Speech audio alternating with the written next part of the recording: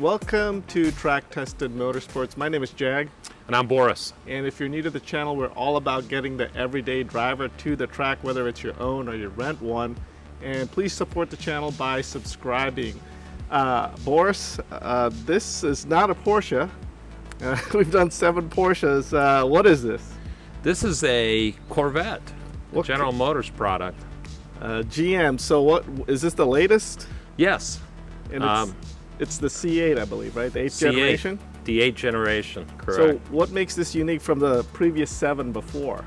Well, the number one most outstanding feature is the fact the engine's not in the middle. Okay. And you know I like mid-engine cars. Yeah, so you have a 981 mid-engine. That's right. And it's, I think, our 3rd mid-engine car. I believe so, and I bet a lot of Corvette fanboys probably were in uproar when they went from front-engine rear-wheel drive to, mid-engine.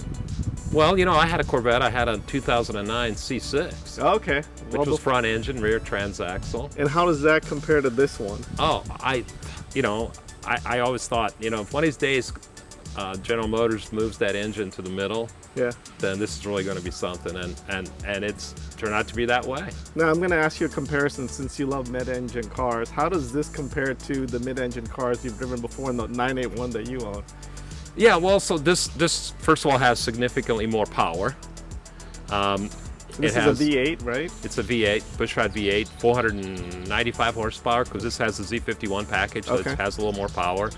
Of course, it's also much heavier compared to the 981 Porsche. This is around 3650. Okay. Porsche is 2880, so that's pretty significant. Wow. So how does that compare between the weight difference and power when you drive this back to back with the 981? Yeah. So excellent question, because it's important to consider the weight.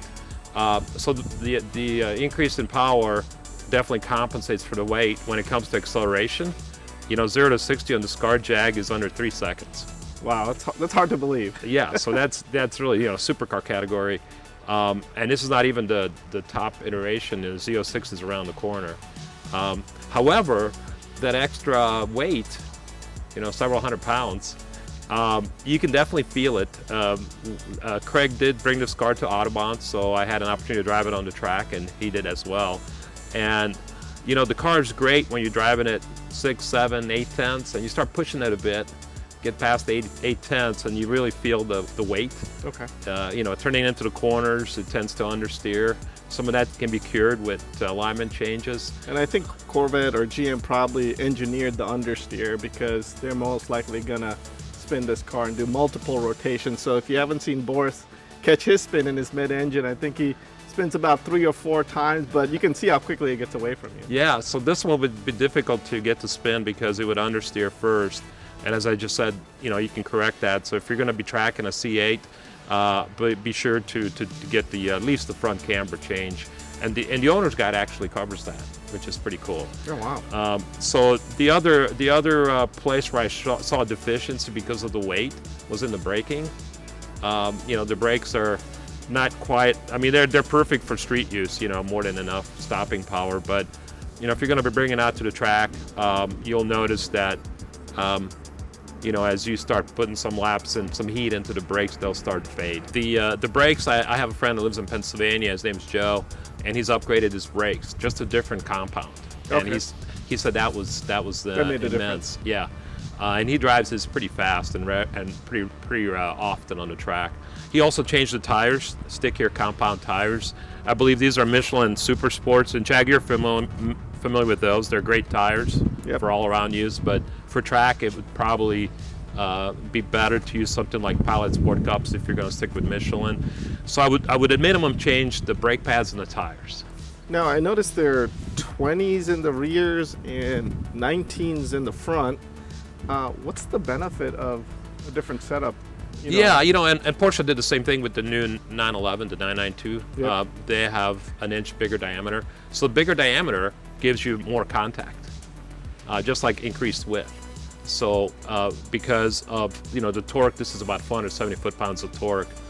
In order to maximize the grip in the back for acceleration, a bigger diameter tire, wider tire was engineered. And I noticed that there's no manual, and I don't think there's a manual option on this, correct? Yeah, correct. I looked into that because I was really excited to get one of these, and that was the number one reason why I haven't. Yeah. Because manual is still important to me. Maybe as I get a little older, and I can't shift anymore, then I won't care so much about the manual. And then there was a couple little things. I always liked the round taillights on the Corvettes. Yep. And unfortunately, they don't have those. Hope they come back. With the next facelift or generation change. Yeah, I just don't understand the thought process on not starting off with a manual. I mean, for the amount of money they probably dumped into this and all the engineering to make it a mid-engine car, I figured that they would have been able to figure out how to put a manual transmission in. Yeah, that question was asked of the chief engineer for the Corvette program, for the C8 program, and he said that they couldn't do it because in order to provide the kind of structural integrity that was needed for this much torque, it would compromise this firewall, as he called it, too much to drill a hole through there. So all good excuses, I guess. I know. I hope there's enough demand in the future that'll become available. Yeah, and I wouldn't mind buying one of these. I wouldn't track it. I don't think. I think I'd use it for a daily driver. I could go on and on raving about all the great things about this car, yeah, but I think GM did a great job with this. I think a lot of new owners will step into General Motors or Chevy just because I wasn't much of a Corvette fan, especially the leaf suspension from the wagon era to what they've done here. So I definitely consider this. Interior wise, you got I wouldn't call it a steering wheel, it's more like a steering square or rectangle. They have to redesign the wheel again, I guess. yeah. I mean, this is unique to the Corvette for sure. A lot of manufacturers have gone to the flat bottom steering wheels, which makes it easier to get in and out of the seat. But then they went and squared off the top. Yeah. I think it's maybe to improve visibility or vision to the front. I don't know. Yeah, maybe to the digital dashboard, but I don't know. I'm not a fan of it. How was it on the track? Could you tell a difference? Oh, on the track it's great. Because on the track you don't need to shuffle your hands like you do when you're parking a car. Yeah. So for track use, you could probably cut off that top part and not miss it. But yeah, I think it would probably bother me because I shuffle steer on the track, which is not recommended, but it keeps my hands always 9 and 3 all the time. Where you like them. Yeah. So yeah, we can nitpick it. I think the steering wheel is probably the thing that stands out the most.